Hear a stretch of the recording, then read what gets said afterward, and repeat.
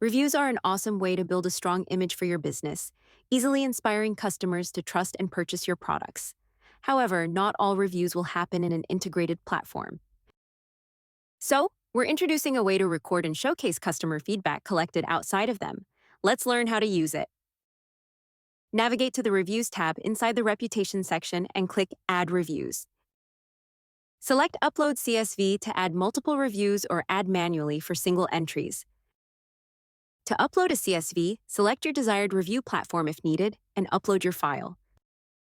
To add a review manually, enter the rating, customer's commentary, and name, along with any other desired details. Then click Submit Review. This update allows you to add manual reviews that appear in your review widgets, providing support to singular and batch reviews from unconnected platforms and in-person events.